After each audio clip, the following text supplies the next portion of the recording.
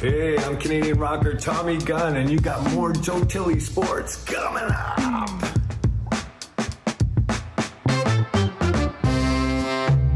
Joining us on the program this week, Canadian author Danny Gallagher joins us to talk about those great Expos teams and how about those Blue Jays.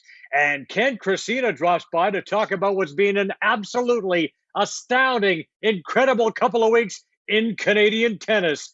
Joe Tilley's Great Canadian Sports Show coming up.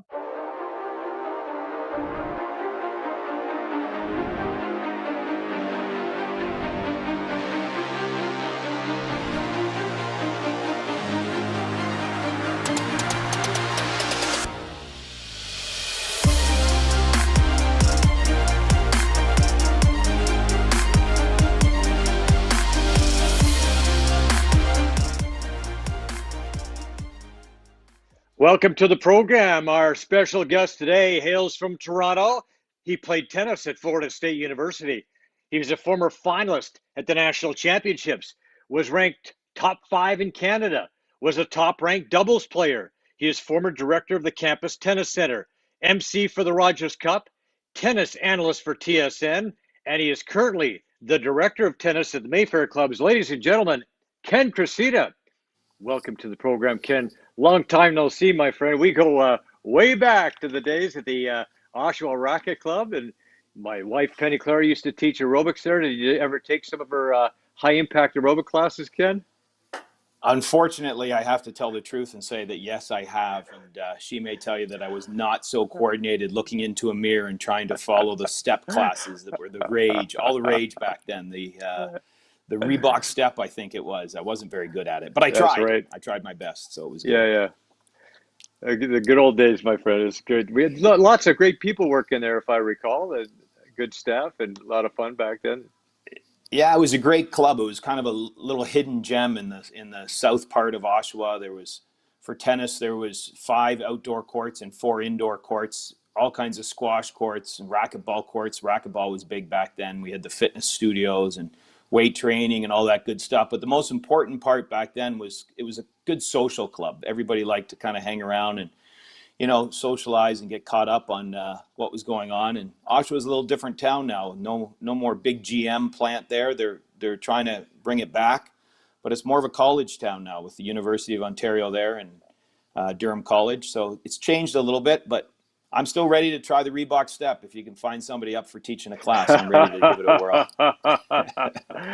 I'll let Penny Claire know. I don't think she's more into yoga and qigong these days, as am I. It's a little less high intensity. It's good though. The body likes that better, I think, right at this stage in my life. So anyway, let's talk about we talked about an incredible couple of weeks in Canadian tennis. Now, I mean, Canadian tennis is, we've had some good years. We had Carling Bassett, we had Helen Kellacy, then Jeannie Bouchard, Milos Raonic come along. We had Sebastian Leroux back in the day, Greg Rusedski, yourself.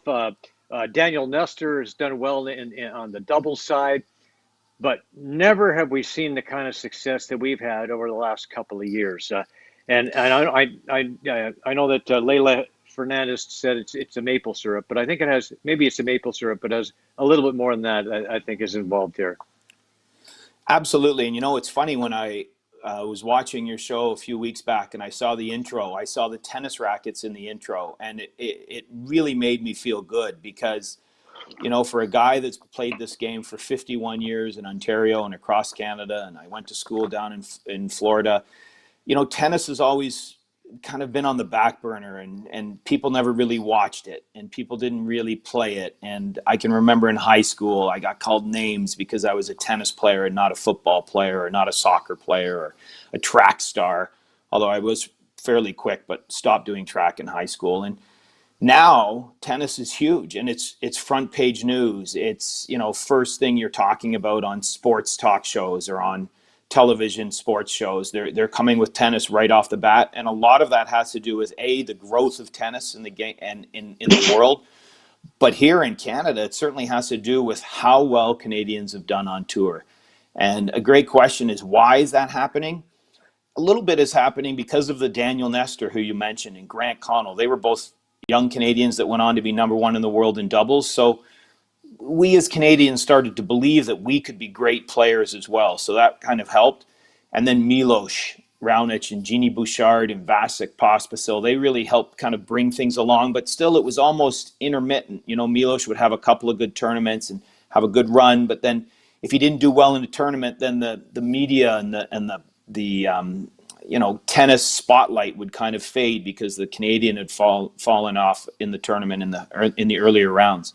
But now, wow, we've got Felix and Dennis and Bianca and Layla, and Rebecca Marino is back and doing very well. And we still have Milos, and Jeannie is nursing an injury. She'll be back soon. Vasek still ranked in the top 70 in the world.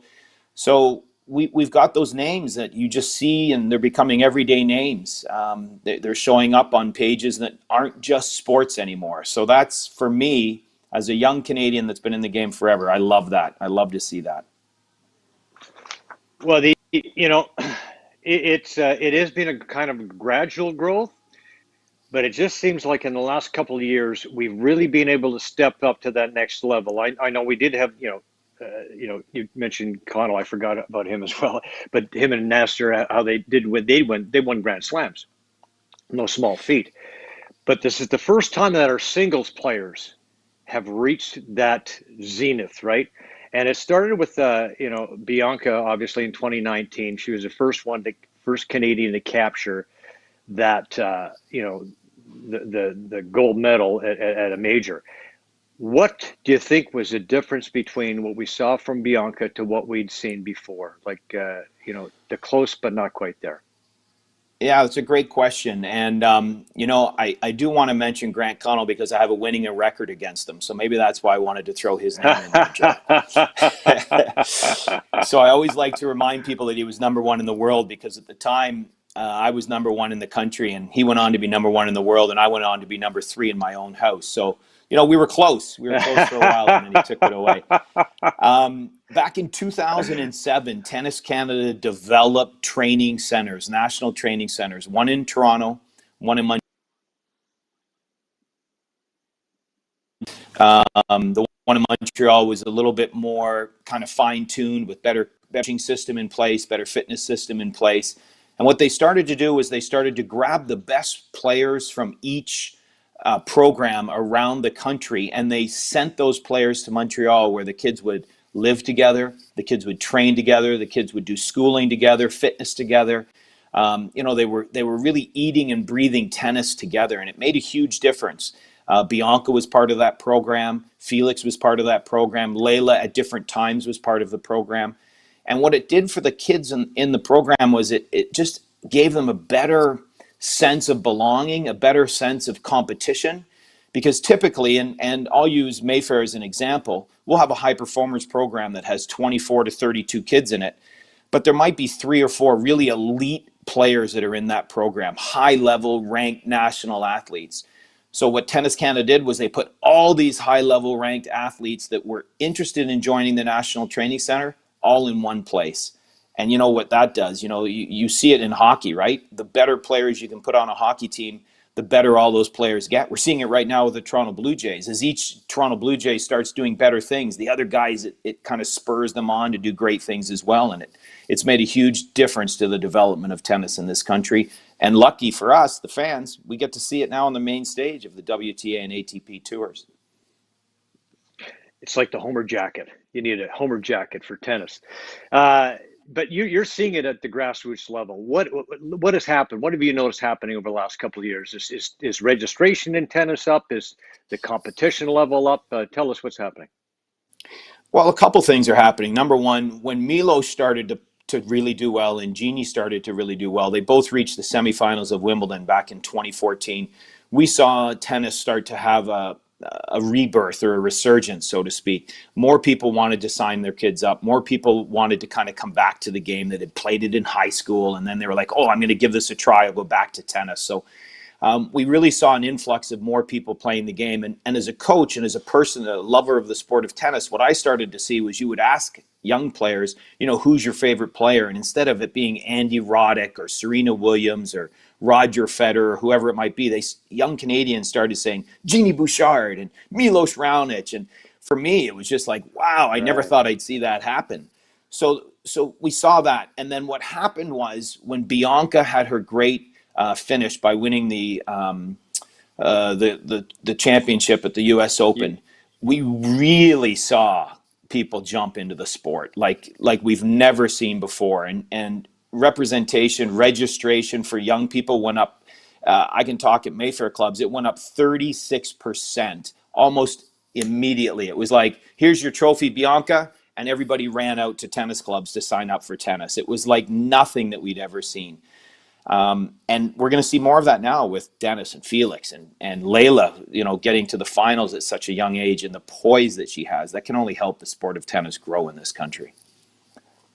Well, and it's, what's amazing to me is we're competing, not only competing, but dominating. And there was four, I believe, four Canadians in the final 16 this year. Maybe is that what it was? Four Canadians in the final 16. Yes.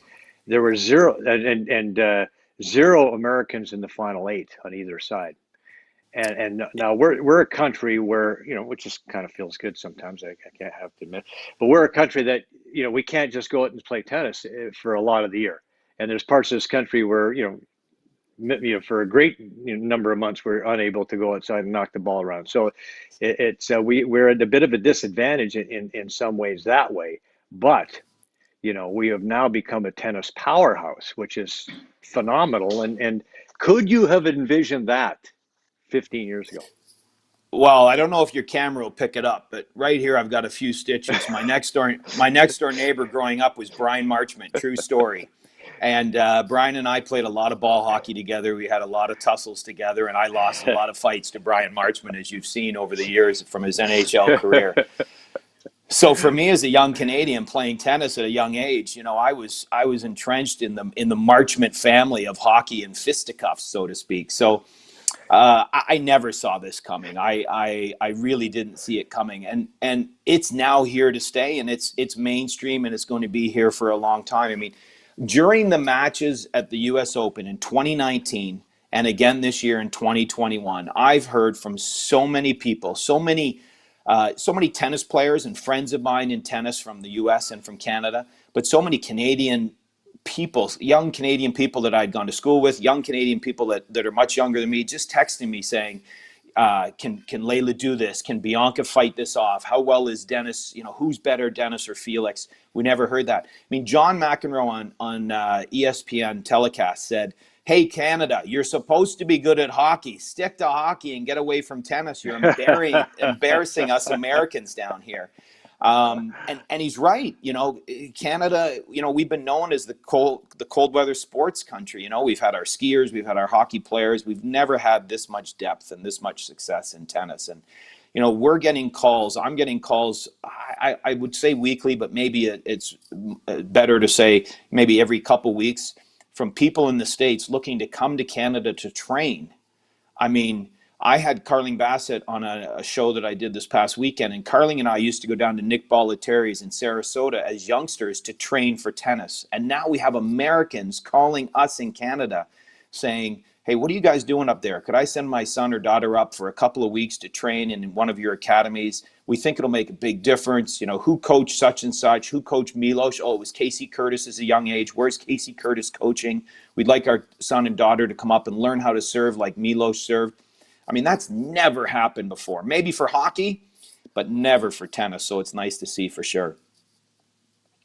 Yeah, it's incredible. I mean, who would have saw that coming? It just seemed to come out of nowhere, but it has been a slow and steady progression. And it's, let's talk about what we've seen. I mean, Bianca, okay, before she won the U.S. Open, she won the Rogers Cup. Just before that. Do you think maybe that victory, the first Canadian, I think it was in 55 years or something like that, to win the basically what boils down to the Canadian Open? Do you think maybe that little boost she got at the Rogers Cup was that little, she needed to push her over the edge at Flushing Meadows? I think so, because to be able to do so well in Toronto in front of a home crowd that supports you, and there's that pressure. I think the Toronto Maple Leafs can tell us a little bit about playing at home and the pressure that maybe they feel.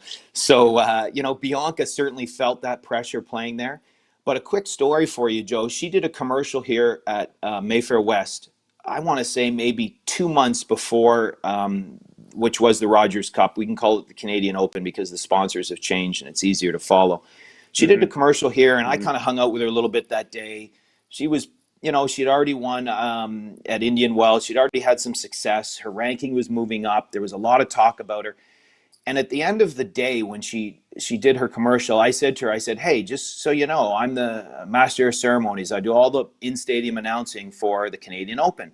I said, "So I'll see you there. And if you're on center court, if you're playing a match on center court, I'll be there, and I'll give you, a little couple decibels louder with my voice to kind of, get the crowd to cheer you on a little bit." And she said, "Oh, I'll see you at the finals there. I'll be there in the final day."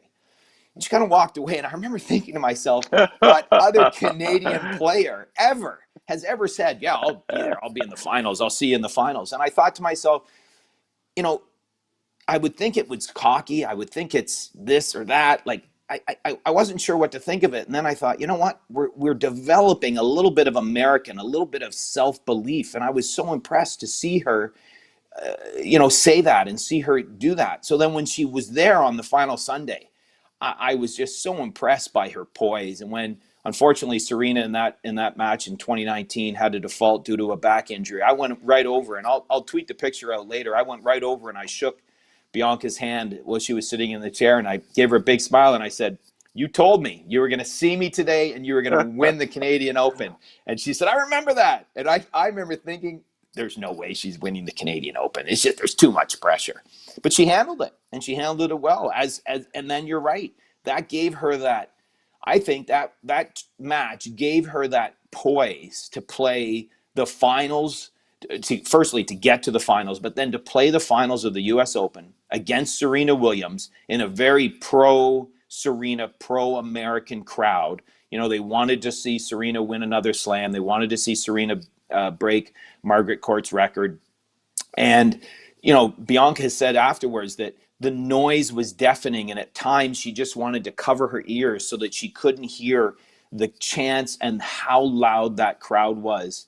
But I don't know how she did it. She found a way to pull that match off, and that really put Canada on the map and our tennis on the map, that's for sure. Oh yeah, and you know what? My daughter actually wrote a book called Drawing Dreams, and it's all about manifesting through art and drawing what you want to manifest in your life. And I remember Bianca saying that when she was 12 or 13 years old, she drew a picture of herself with a winner's check, U.S. Open champion, and here we are, like a few years later, she was actually holding that trophy and the winner's check. I'm I, assuming, and then I, you, I pretty remember. cool thing. Oh yeah, I remember that story. You're 100% right. And I can remember as a young player trying to work on my signature because my name Crosina is a little tricky, and trying to work on my signature so that I could do it, and then trying to work on my signature on tennis balls, and my family getting upset at the cost of tennis balls and me trying to sign them. I've signed probably 5 signatures in my lifetime, and 4 of them were once I became the master of ceremonies at the Canadian Open.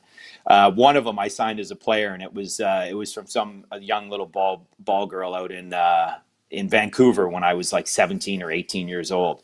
I never signed anything after that. So that everybody has their dreams, right? And everybody has their path that they want to take to fulfill those dreams. And the beauty that we have now with Bianca doing so well, and Felix and Dennis and Layla, is that Canadians can look at that and see that the dream's attainable, number one. And number two, they can kind of lean on those people. Layla can pick up the phone and call Jeannie if she wants and say, "How did you handle, your success and all the stardom that came along with it?" Or she can call Milos and have those conversations. Or even Daniel Nestor, he's around and he's willing to help out, even though his stardom was a little different because he was a doubles player and not a singles player.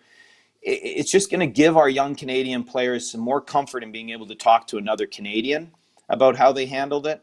For those people that might be watching that watched Layla's speech and talking about New York and their resiliency, Hmm. she's already well Hmm. beyond her years in how she handles herself, but she's still going to need to lean on people to ask questions, and we've got those young Canadians now just ahead of her, a little bit older than her, that she can talk to and get some guidance, and that'll be a big thing going forward. Yeah, I want to talk a little bit about Layla because what a special player she is. What a special person she is. We saw that in that address she gave to the crowd at Flushing. So um, she comes into that event ranked 73rd in the world, and she knocks off, first of all, Naomi Osaka, the number 3 in the world, the defending champion, in the third round. Then in round of 16, she knocks off number 16, Angelique Kerber, who is the 2016 champ, winner of 17 of 19 matchups heading into that one. Then in the quarters, number 5, Elena Svitolina, who is on a 9-match win streak. Then in the semifinals, number 2, Aryna Sabalenka, who is leading the WTA in wins this year. And every one of those matches went the distance, 3 sets. And, you got to think that in that final, she gave it all she could, right? But Emma Raducanu, who was born in Toronto, by the way, some irony there, ranked 150th in the world coming into this one, didn't drop a set the whole tournament, but she was a little fresher. She had a much easier draw than Layla did, but it was a lot of fun. The whole event is set up so nicely, and it was a great deal of fun, a great learning experience for Layla. And how do you see it? Do you think it's a case of her maybe just running out of gas a little bit? Yeah, it's funny, they talked about that. Pam Shriver and Chrissy Everett were talking about that. And I don't think she so much ran out of gas. I think it was more emotional than physical. The emotional strain of beating Osaka, beating Kerber, beating Svitolina, beating Sabalenka. And in each one of those matches, there was those hiccups. And if you want to compare it to hockey, it's kind of like leading a hockey game late 3-2, and the other team pulls their goalie and they score and it's 3-all, and now you're kind of heading to overtime. It's kind of like, we shouldn't be here. And each one of those matches, she had those hiccups where she would be up a break a serve and then she'd have her serve broken, or she'd be down a set and a break and she'd find a way to break back. And there was just so much stress and pressure in each match, and that I feel that got the better of her more than the fitness side of things, because eventually the body just can't handle it. It kind of gives up. And, down the road, I think she'll get better at understanding that pressure and being able to cope with that pressure and that stress of each match, as the great Novak Djokovic seems to have done. Although even him in the men's final, he seemed to struggle with it. The beauty about Layla is she comes from a good spot. Her family is very grounded, very good.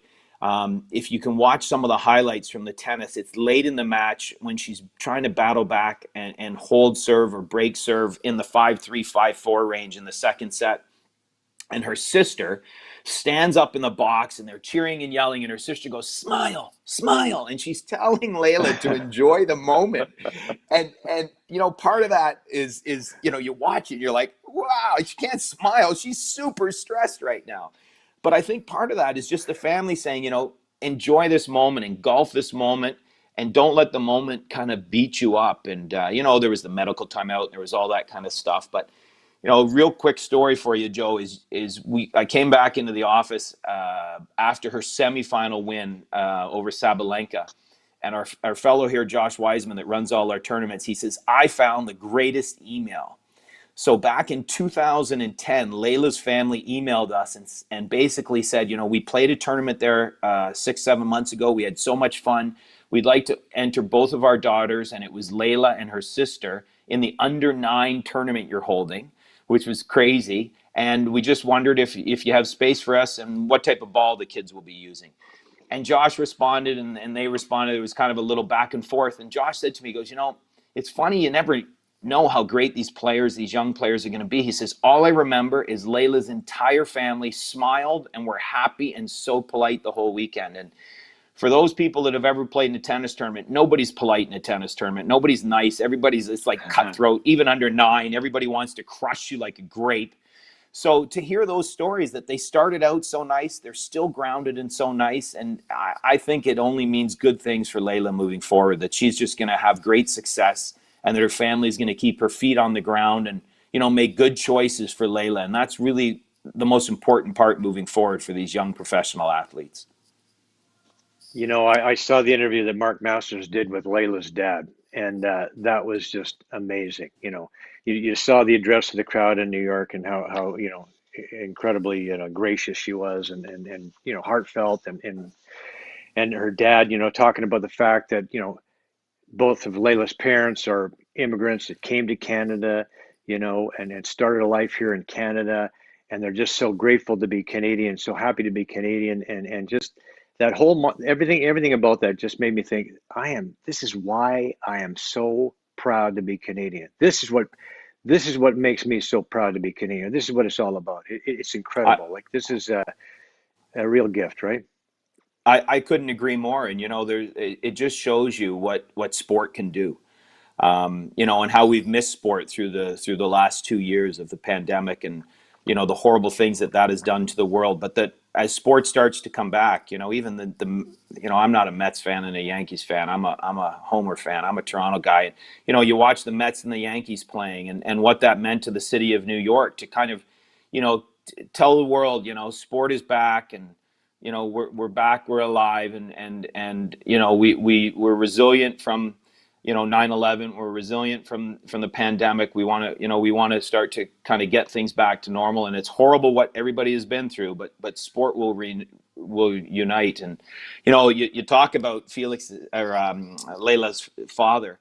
She called him by FaceTime. I think it was after her semifinal win, and she FaceTimed him because he wasn't there in New York. And he was like, "Hey, how you doing?" He goes, "Sorry." He goes, "I was just watching a soccer game. What's going on?" And she was like, just teasing with her, and that's perfect, because he was probably sitting on standing, running around his room, Oh, jumping up and down, so biting his nails, and he just keeps her grounded. He treats her like an 18-year-old should be treated. He teases with her a little bit and gives her a hard time, and she just thought it was the greatest thing ever. So that's really what it's about for these young players is, another thing that she did, Joe, she went to the Met Gala, so the big gala down in New York, and she wore a dress, beautiful black and white dress. She looked lovely, but she wore it because back in the day, back many years ago, Venus and Serena Williams wore a black and white dress together to go to some big gala. I think it was the Met Gala as well. So, she knows her history. She respects the history. She talked about Billie Jean King.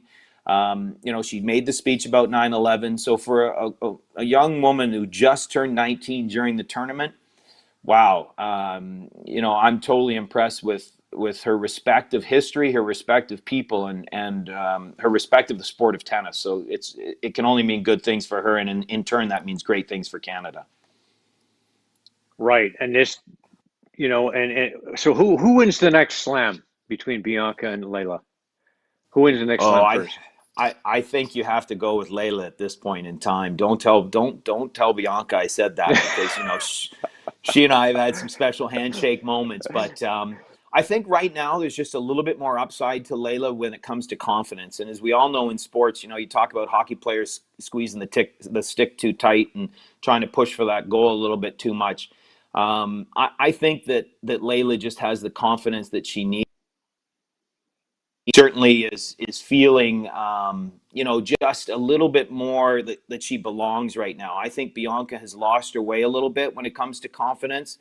I think Bianca too is, right or wrong, she's changing her game a little bit. She's getting away from what made her so good, which is the slice and the dice and the changing of the pace and the drop shots.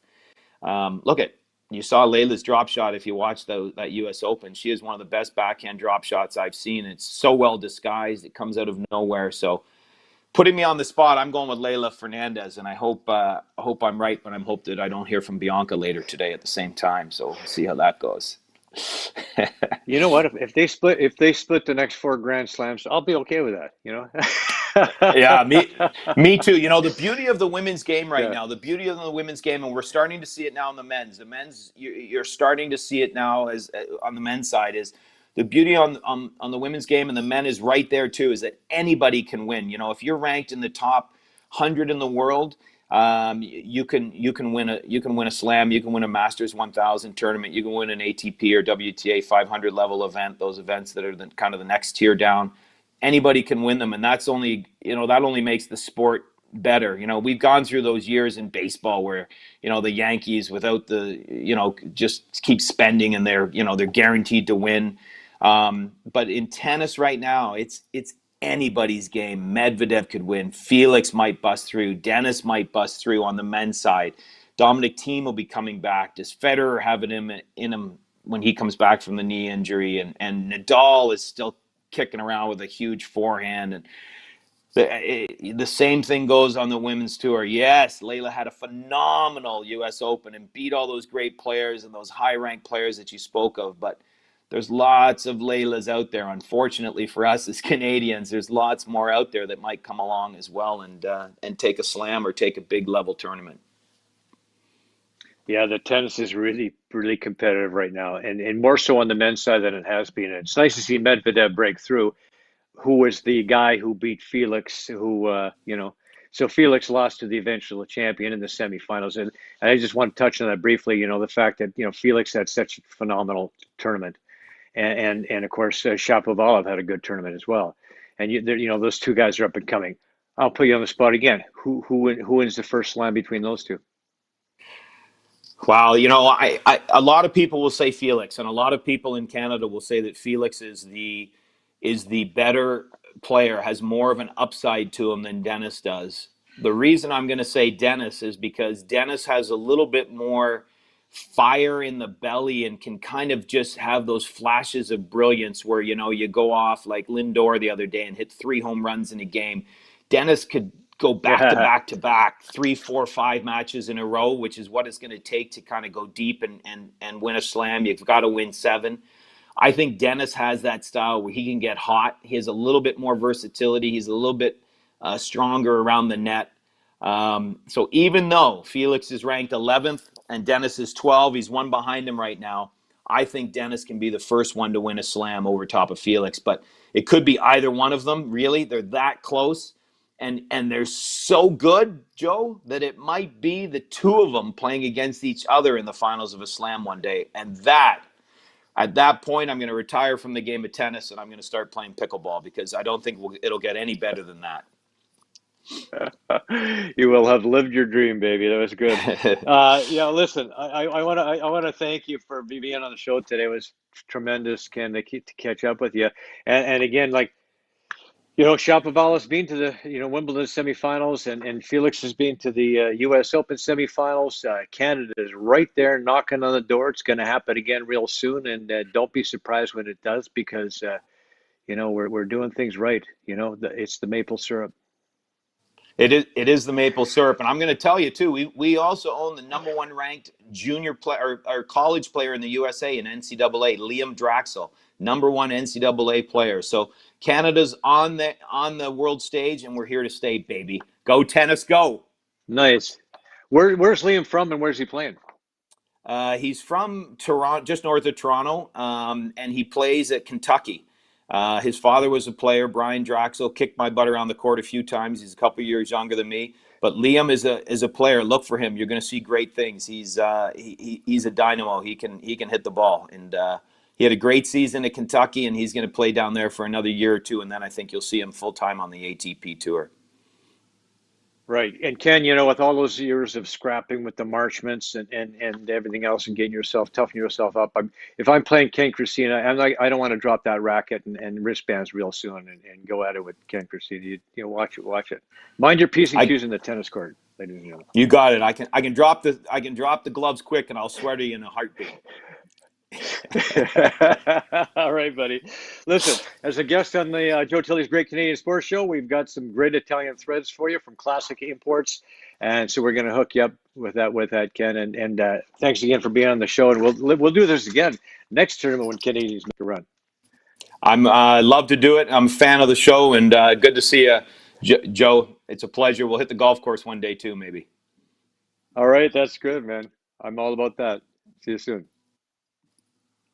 Hi, Joe Tilley here from Joe Tilley's Great Canadian Sports Show. Did you know that in 1965, Canada's George Chuvalo was robbed of the WBA Heavyweight Championship of the World? That's right, Chuvalo clearly and soundly beat Ernie Terrell for the title at Maple Leaf Gardens, but was denied the championship by a mob-backed decision. The crown should have belonged to George. But now we're trying to get George, who just turned 84 and is suffering from dementia, that well-deserved belt. How can we make this possible? Simple. Head over to WBAboxing.com and file your complaint. The more we complain, the more likely it will be that we force a commission to do something about it. Let's do it, folks. All right, we turn our attention now to baseball.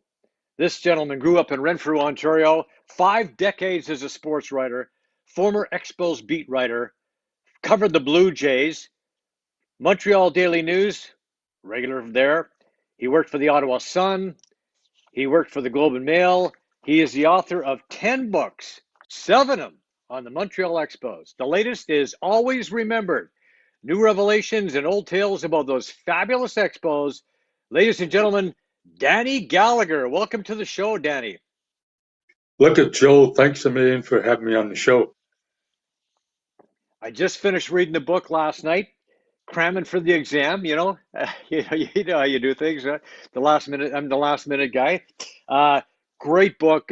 Some great interviews with some players, some obscure players, trainers, coaches, fans. Just some incredible stories in there. I thoroughly enjoyed it. Brought back some great memories, and I have to admit I welled up a little bit when I went through that. The Expos leaving once again. But there's so many untold stories in there, like, Bill Seagraves, who chose to dig septic tanks over playing for the Expos way back when, we're signing with the Expos. Tell us a little bit about that one. Well, Bill Seagraves, went to spring training with the Expos several times in the early 70s and decided that he was going to make more money in the septic tank family business than he would with the Expos because his future with the Expos was kind of a little bit dicey. He wasn't necessarily, the greatest ball player they had. So he decided to go back into the family business, and that's what he's still doing to this day in that particular business. Up to his neck in poop, as they might say. So I guess it sounds like maybe he made the right choice after all. What's that, Joe? Maybe he made the right choice after all. If he's family Yeah, business that makes a for lot of sure. money, then yeah. Yeah.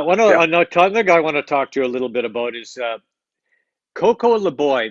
Led the expansion Expos in '69 with 18 homers, a team high 83 runs driven in, including a 3-run dinger in the Expos' first ever game, beating Ron Taylor and the Mets. Canadian Ron Taylor and the Mets 11-10. But he was second in the rookie voting in the year voting to Ted Sizemore of the Dodgers, who had 4 homers and 43 RBI. Now, how does that happen? That is kind of ridiculous, Joe. Coco had such a great season, so many more homers and RBIs than Ted Sizemore. I have no idea. I could never find out how that decision came about, where the writers voted Ted Sizemore the Rookie of the Year that year. As I'm reading along the book, I'm going to bring in a few of the stories that stuck out for me. Rusty Staub, La Grande Orange. What do you think made him so popular as an Expo? I mean, he eventually had his number 10 retired by the Expos. He was a 6-time All-Star, 5 in a row from '67 to '71. But what was it about Rusty that really had the fans on his side and really made him so popular? Yeah. I guess with the media as well. Yeah, he had a pretty good career going with the Houston Astros. So he had some good offensive numbers that he brought to Montreal, and he continued to supply those big numbers. And he had the orange-colored hair that was kind of an attraction to the fans. He could speak a little bit of French, and of course, his production on the field really endeared him to the Expos fans from '69, '70, and '71. Ken Singleton, a famous broadcaster, he came over from the Mets in the Staub trade. They ended up trading Rusty Staub. He ended up coming back to the club, but his first full season as an Expo was pretty good. But they didn't want to pay Ken Singleton. Why is that? And apparently that didn't work out too well for him.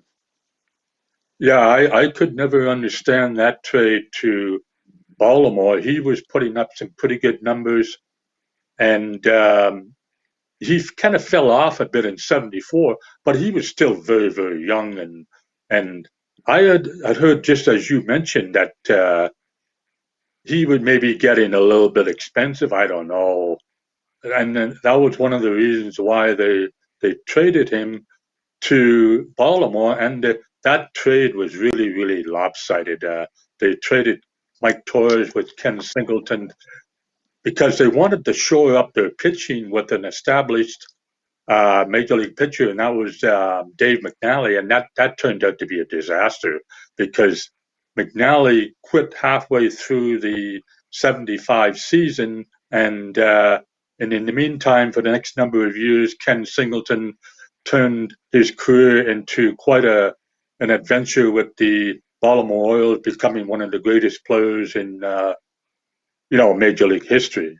And it was a really bad trade for the Expos.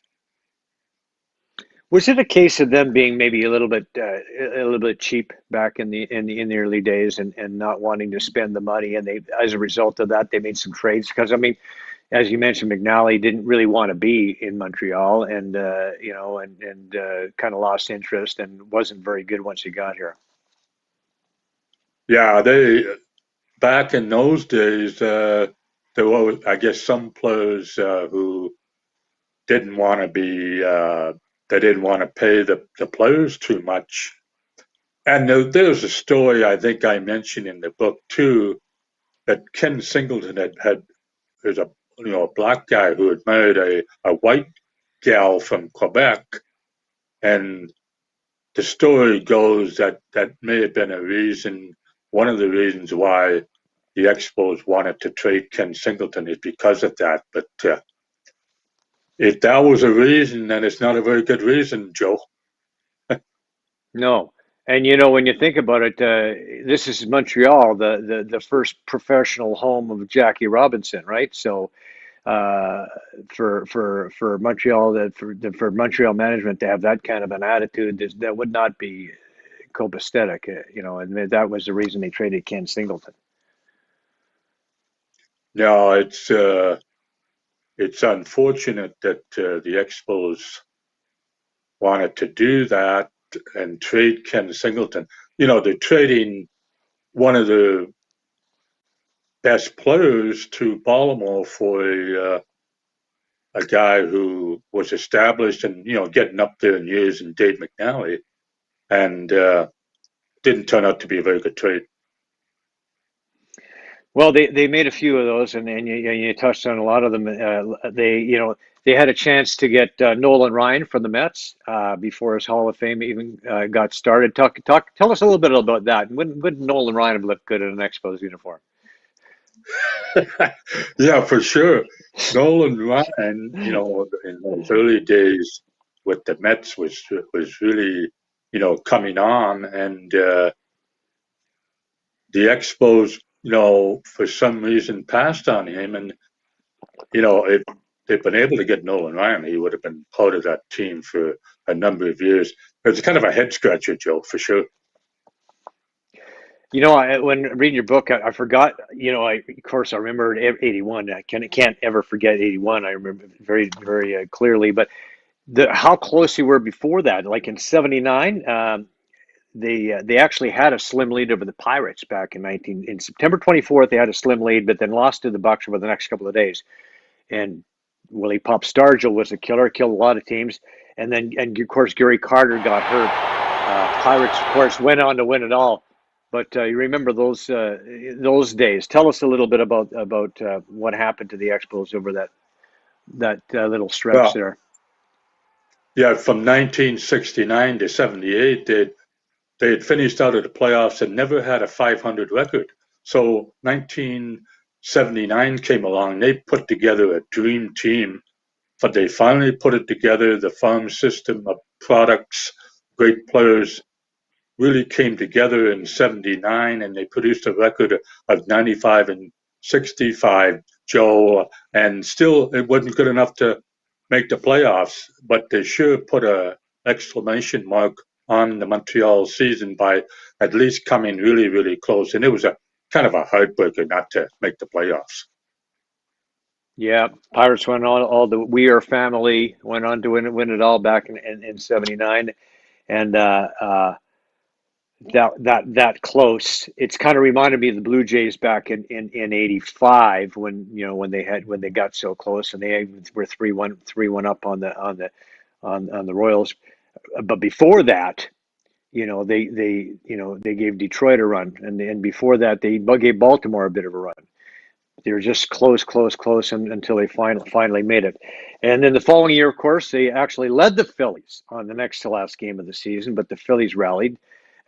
Mike Schmidt, who was another guy who killed a lot of teams. He hit a 2-run homer in extra innings off Stan Bonson. Yeah, And it that turns was out, one of the tell us about that. a really heartbreaking moment for the Expos again in 1980, coming so close again, and Stan Bonson gives up that gopher ball to Mike Schmidt, and Mike Schmidt not exactly uh, a poor hitter, an excellent hitter, and he parked it. And see, the interesting story about that at bat was that John DeCusto was also in the bullpen for the Expos and had a super record against Mike Schmidt, even better than Stan Bonson. Stan Bonson actually pitched really good against Mike Schmidt in his career, and John DeCusto was even better than Stan Bonson. So that's in the book too, and it's unfortunate maybe that John DeCusto didn't go in and fish Bonson, but Mike Schmidt was a money player all his career, and he sure came through in that moment and set the Expos down. Yeah, and you talk about John DeCusto, who had that great record against Schmidt, and apparently I don't think Dick Williams really knew about that, but DeCusto did and didn't speak up about it, and it could have been a little bit different, Exactly. right? Yeah, like as you say, Dick Williams found out later that DeCusto was pretty good against Schmidt, and Dick was saying, "Well, hey John, how come you didn't tell me about that?" Well, maybe you should know that, Dick, or something like that. It's your job to know that. You're the manager, aren't you? Last time I checked. But okay, so 81 finally the promised land, right? The Expos reached the postseason. It's going to be 40 years next month that they made the postseason, and that in that the weird season, the split season. And tell us about your memories about that and what you touched on in the book a little bit. Yeah, so in May of 1981 was a pivotal move when they traded star outfielder Ellis Valentine to the Mets for Jeff Rudin.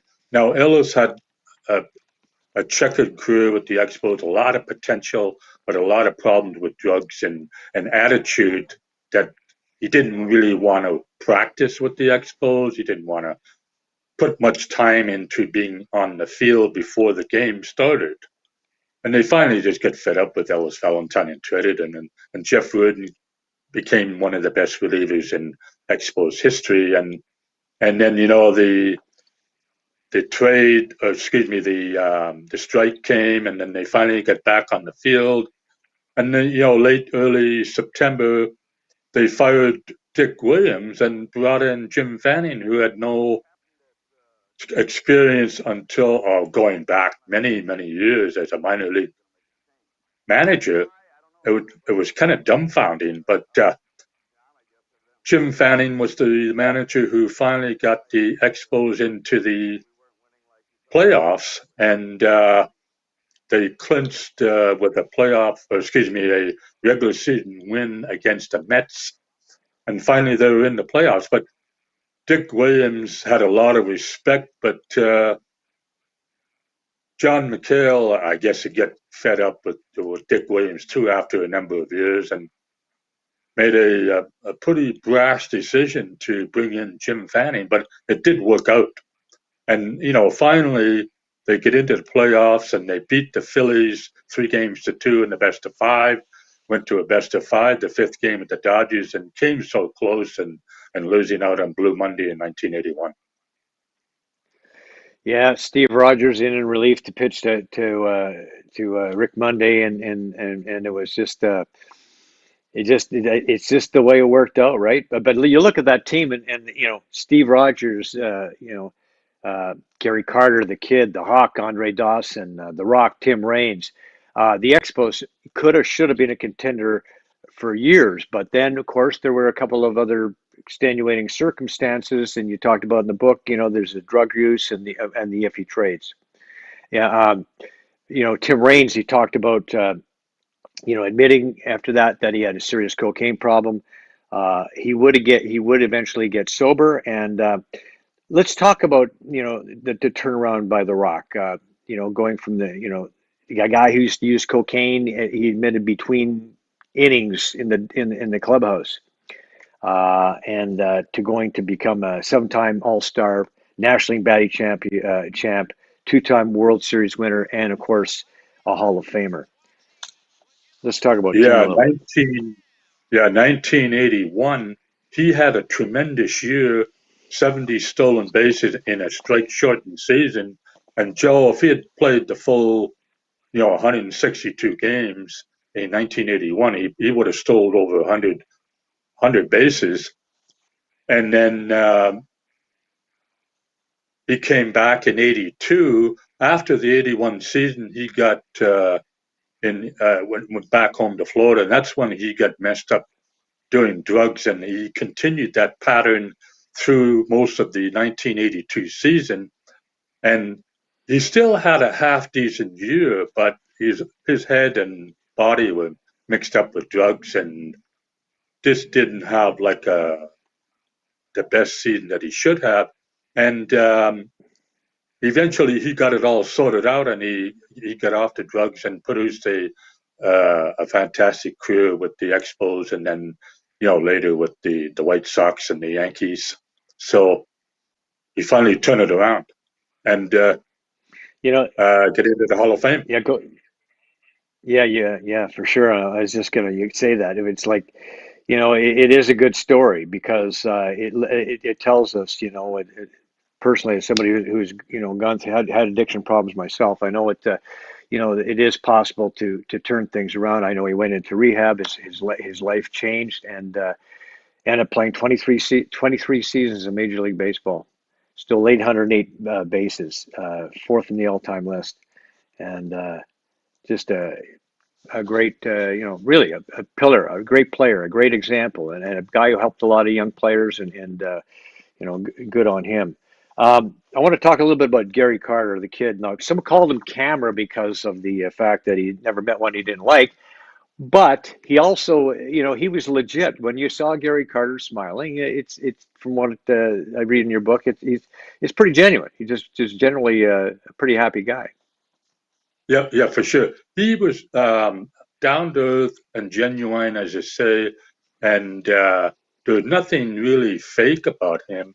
It's just that when he smiles so much, some of the other players didn't like it that much. Andre Dawson didn't care much for Gary Carter, but Yeah. the good thing is that Carter produced on the field to back up that smile.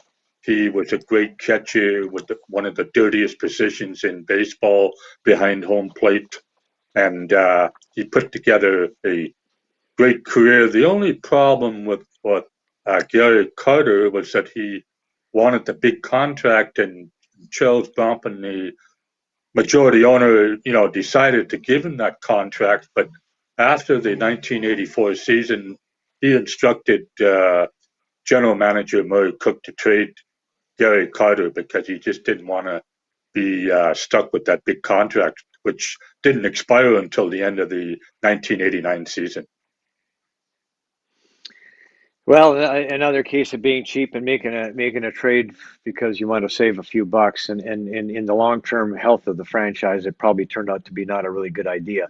One thing that I noted in the book too that I want to touch on for a second here. Now, the Expos drafted some guys who turned out to be pretty good quarterbacks. A guy named Condredge Holloway, Matt Dunnigan, and some fellow named Tom Brady. Tell us about how Tom Brady and how close he came to becoming an Expo and why he didn't become an Expo. Yeah, and so in June of 1995, the Expos decided to draft Tom Brady. Um, and what happened was that a few days later, he lives, born and raised in the San Francisco area, decided to come to a game that the Expos were playing against the Giants at Candlestick Park for a bit of a tryout with BP batting practice. So that's when he kind of showed off what he could do, and he met up with some of the players and Felipe Alou in the clubhouse. And so what happened was that he was, decided to play football at Michigan, and figured that he would have a better chance in the NFL, being drafted and playing in the NFL, but with the New England Patriots, and decided very oddly that he thought that he was having, problems, with a little bit of pain playing as a catcher in baseball, and thought that he would have a better chance as a quarterback in the NFL. And so that's what happened, Joe, that he decided he would be better off playing football than playing baseball. And, some of his teammates with the Expos in the clubhouse that time in June of '95 figured, they told him that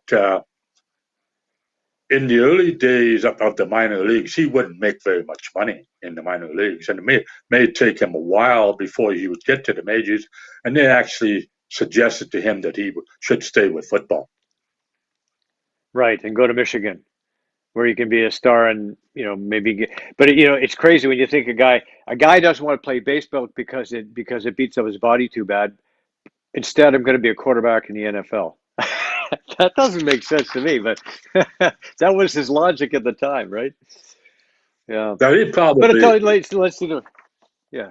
playing making a lot more money as an NFL player than as a baseball catcher.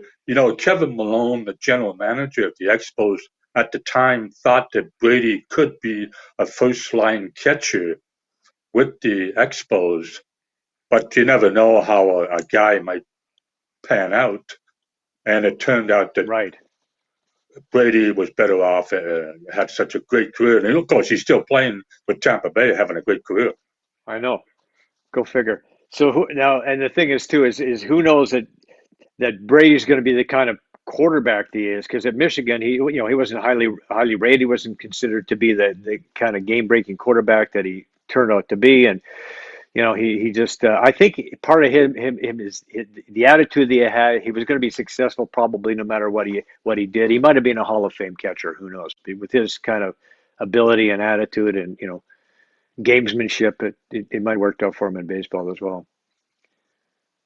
Yeah, for certainly. The Expos scouts and Kevin Malone, the general manager, were pretty high on him, and whether he would have turned out to be a Hall of Fame catcher in baseball, it's hard to say, but they certainly were pretty high on Tom Brady as a baseball player. Okay, let's talk about the greatest Expo team ever, probably, and the way it looked anyway, in '94. And of course, that was the season they shut the season they shut it down. Was that the death knell for the Expos, and how good a team was that? Oh, they were good from top to bottom. The starting rotation was great. The bullpen was top notch, and they had some great offense. It was probably a little bit better than that team in 1981. I used to call that '94 team, what they put together on offense, like a fire wagon offense that was hit and run and a lot of offense, stealing bases.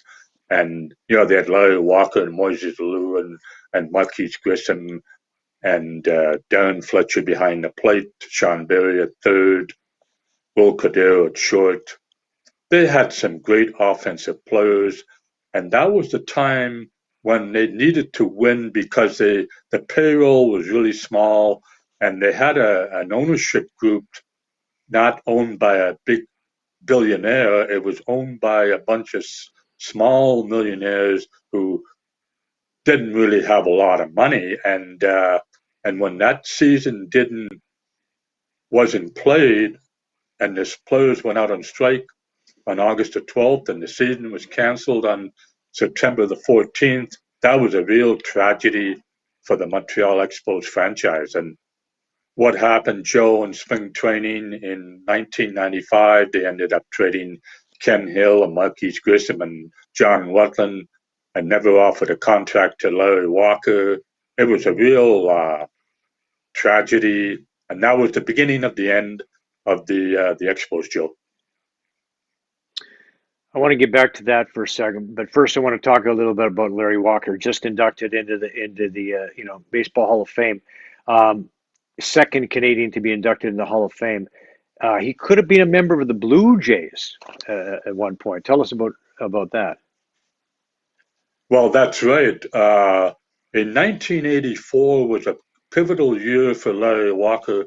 That was the year he signed with the Expos in November 1984, but he played in two major tournaments that year, the 1984 World Youth Tournament in Kindersley, Saskatchewan, and then at a tournament in his native province of BC in Grand Forks, BC, where he was noticed in both tournaments by a lot of scouts, including the Blue Jays. The Blue Jays scout that watched him in Kindersley was also his Team Canada's coach, Jim Ridley, and for some reason they didn't like Larry Walker enough as a player. It was really like kind of ridiculous. And on his recent Zoom call, Larry Walker said there was very minimal interest in the Blue Jays. I've heard, since then that they didn't like his partying as a teenager, as a kid, and but who could not like Larry Walker's uh, talents at 16, 17, 18 years old? And the Expo scout from Portland, Oregon, Bob Rogers, was on him for like 3 or 4 years before the Expos finally signed him. And he found out that Larry Walker was eligible to sign in November of '84, and he flew from Portland, Oregon to the Vancouver airport in Richmond, BC, went to the Walker household and signed up Larry Walker, and he went on to have some 5+ good years with the Expos and 9+ more years with the Rockies, where he cemented his career as a Hall of Fame player. You refer to Larry as a six-tool player. We often refer to baseball players as five-tool players. Explain why Larry Walker was a six-tool player. Yeah, he was had the vision. He had the perception of seeing the play ahead of him on the field. He knew what to do. He had that knowledge that looking a play ahead, like the play Joe in 1992, where Tony Fernandez of the Padres hit a line drive single, or what Fernandez thought was a line drive single to right field, but Larry Walker came in and threw him out at first base. Tim Wallach was the first baseman, and he shocked Tony Fernandez. And with a 9-3 play, and in his recent Zoom call, Larry Walker said that Tony Fernandez was upset with Larry Walker for some time after for throwing him out. Yeah. You don't do that, man. You don't do that. You can't do that. Yeah, I can do that. Yeah. So Walker had, on top of his physical tools, he had that mental game that made him so valuable. So I want to now getting back to the '94 season, and then ultimately the Expos leaving 2005. So who would you say was the most responsible for the Expos leaving Montreal? Like Claude Brochu, Lucien Bouchard, Jeffrey Laurier, Bud Selig, Charles Bronfman, local business community, the fans. Is there somebody in that group where you would pinpoint and say this is probably why they left? Yeah, it's a good way you pose that question, Joe. You mentioned a bunch of people, and I have to agree that they all sort of combined to send the team out of town in a way because the fans, in a way, did not support the team for many years. So you have to partly blame the fans.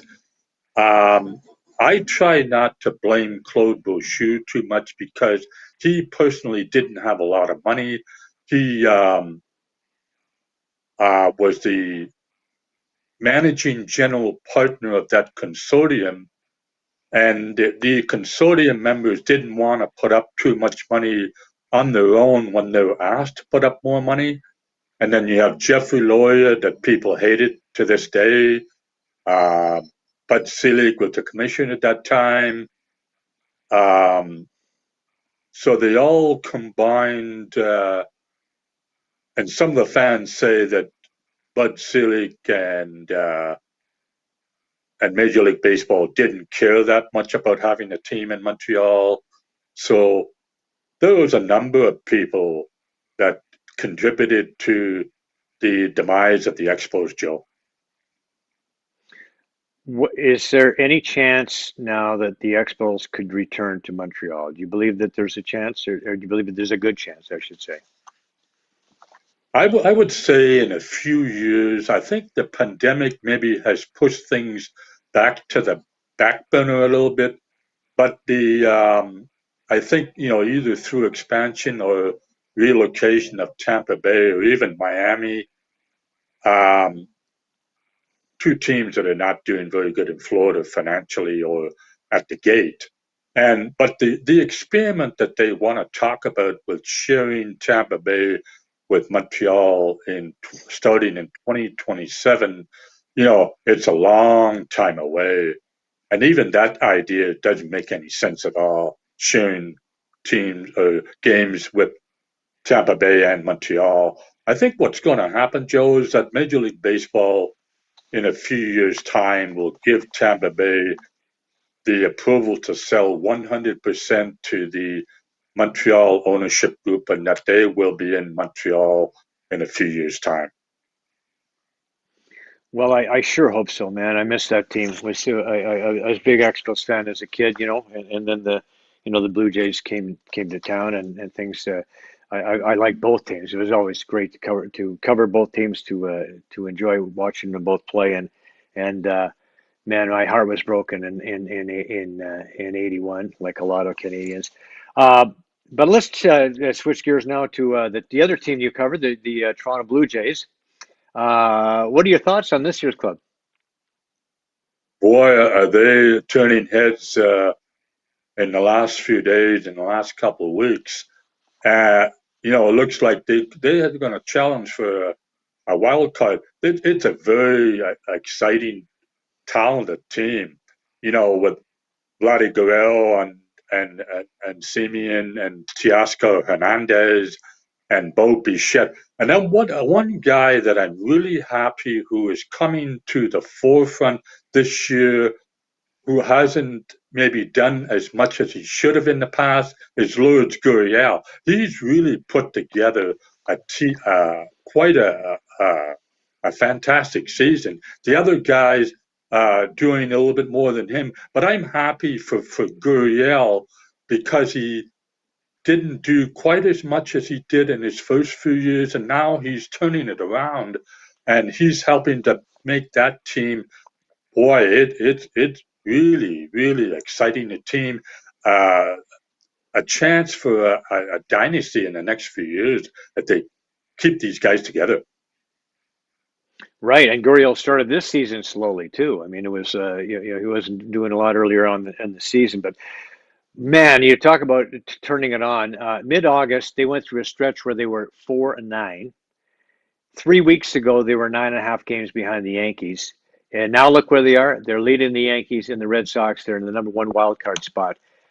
What happened in that last 3 weeks to make this to give us the situation we're in right now? Yeah, see what they did.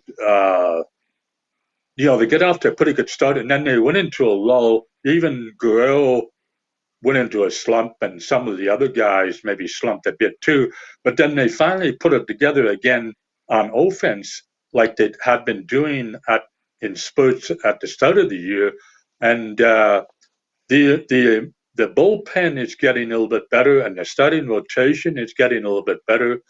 So putting all that stuff together, they've really come to the forefront to be a challenge in the American League this year. Yeah, we're looking at Robbie Ray now. Okay, so it could be between Robbie Ray and maybe Garrett Cole for the Cy Young. Ray struck out 10 batters or more in 4 straight starts. First Jay to ever do that. Only had 8 hits. Only had 8 strikeouts against the Orioles Friday, so had a bit of a slump.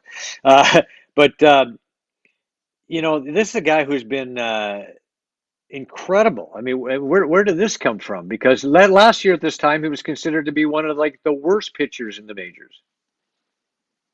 Well, yeah, and that's something to have a pitcher like that to come out of, I guess, relative obscurity to have a great year this year. And I guess it's going to be a challenge, Joe, for the Blue Jays to try to keep him beyond this year. But he's really had a tremendous year to keep the Blue Jays in the hunt for a wild card.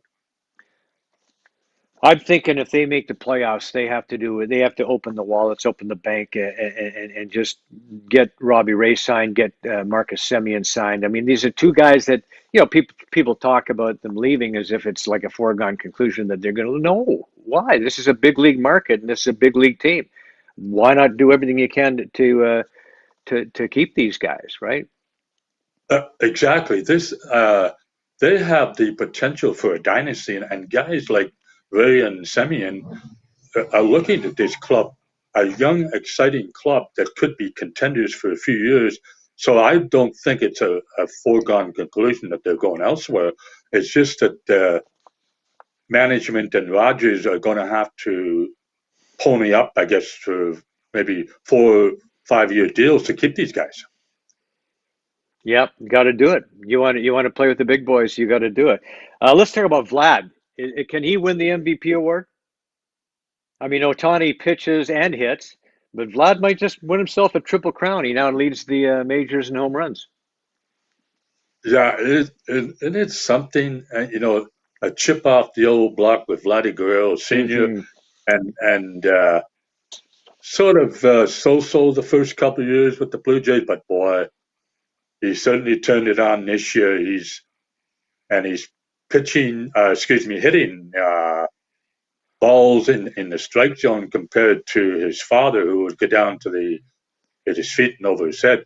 Guerrero had that little bit of a slump there several weeks ago, but he's really turned it on like he was at the start of the year, and he's certainly going to challenge Ohtani for MVP award.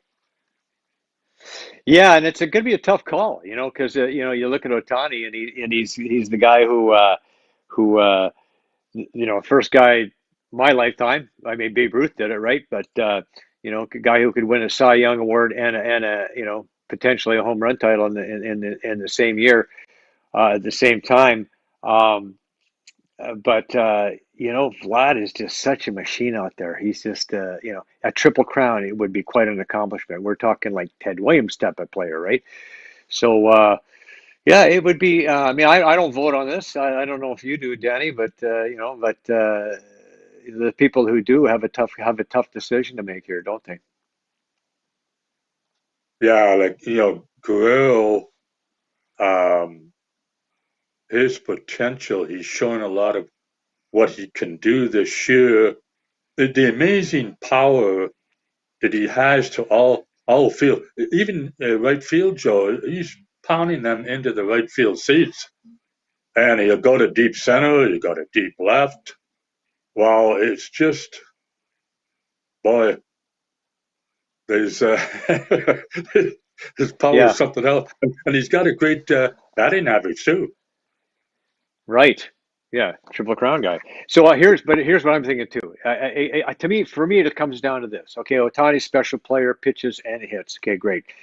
But Vlad, if he leads his team into the playoffs, to me, that's the thing that's going to give the nod in Vladdy's favor to me.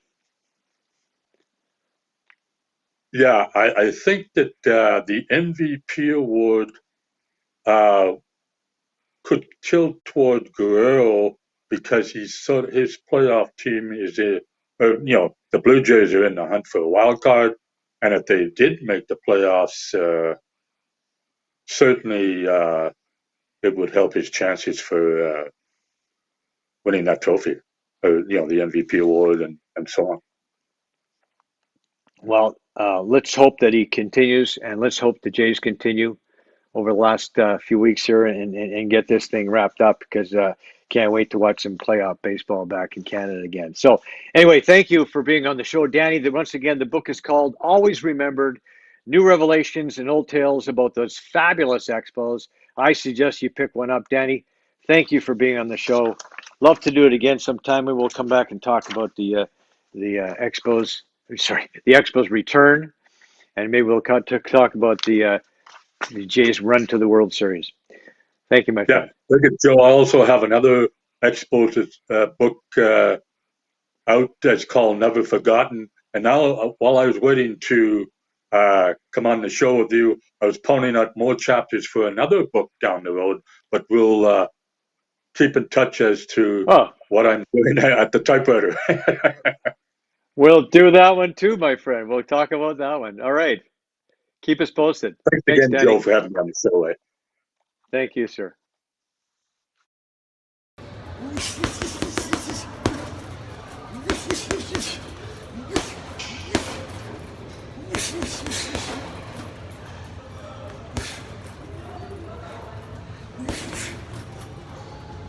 Hi, Joe Tilley here from Joe Tilley's Great Canadian Sports Show. Did you know that in 1965, Canada's George Chuvalo was robbed of the WBA Heavyweight Championship of the World? That's right. Chuvalo clearly and soundly beat Ernie Terrell for the title at Maple Leaf Gardens, but was denied the championship by a mob-backed decision. The crown should have belonged to George. Now we're trying to get George, who just turned 84 and is suffering from dementia, that well-deserved belt. How can we make this possible? Simple. Head over to WBAboxing.com and file your complaint. The more we complain, the more likely it will be that we force the commission to do something about it. Let's do it, folks. Guests on Joe Tilley Sports receive a gift certificate from Classica Imports. Top of the line imported men's clothing. Check out the Classica Essential Collection now. Go to shopclassica.com.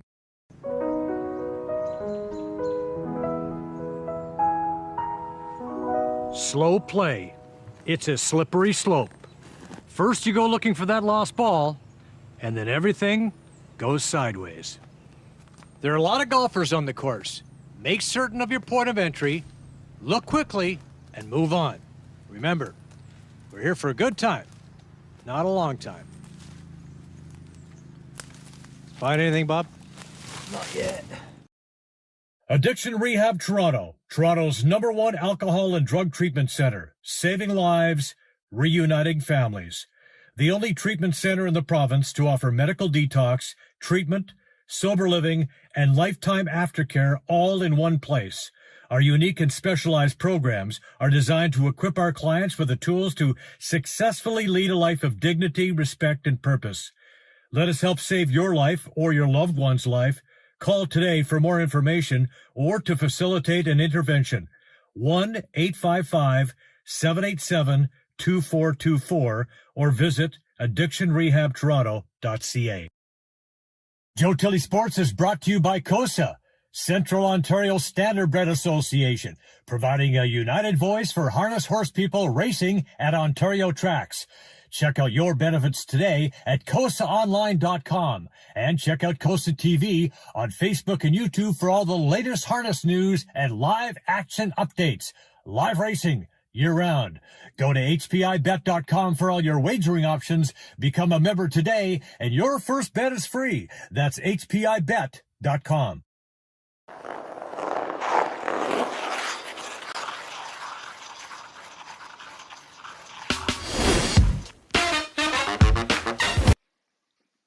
Time now for my COSA Swiss pick of the week. Last week I went to Mohawk for the big race, the $1 million Pepsi North America Cup. Bulldog Hanover, the favorite with Jody Jamieson and Buggy, had been the best in the eliminations. Jody, a guest on the show this last week, took Bulldog Hanover to the front early. Rocky Road Hanover followed him.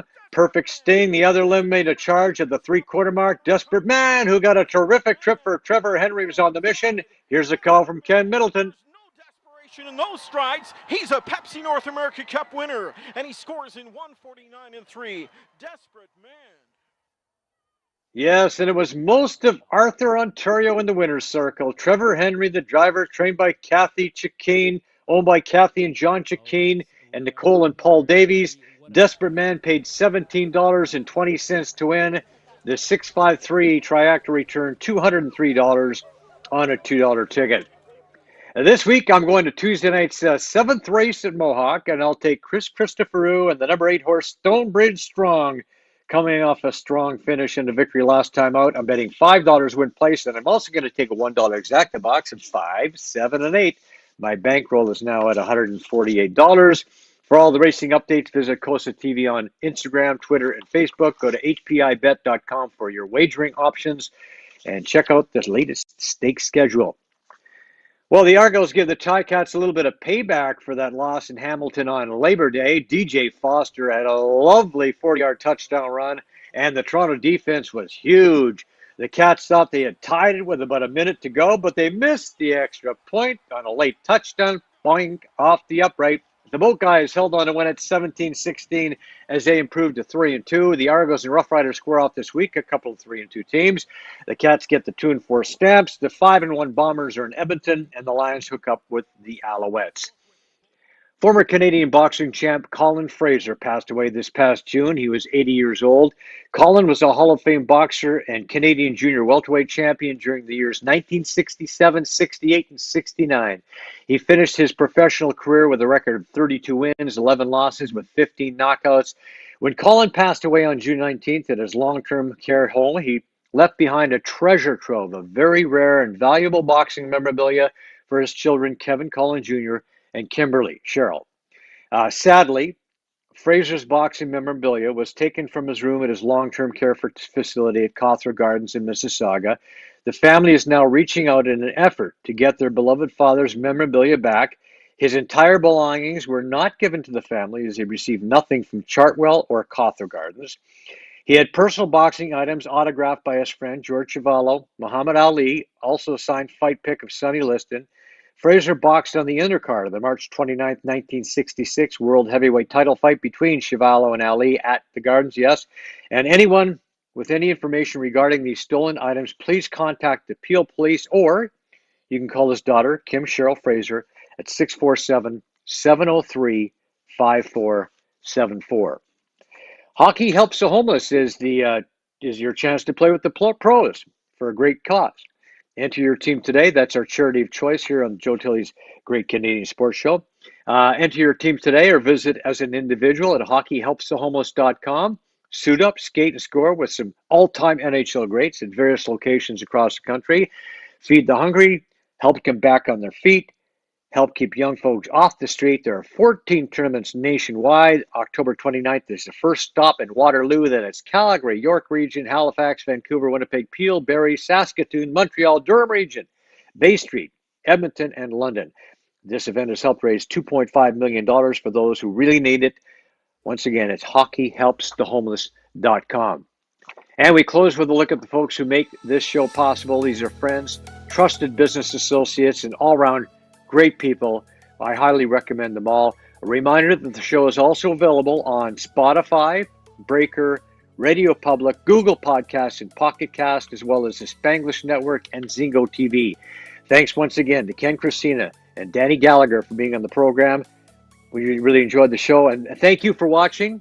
We'll see you next week when former Canadian road course legend Ron Fellows joins us. We'll see you then.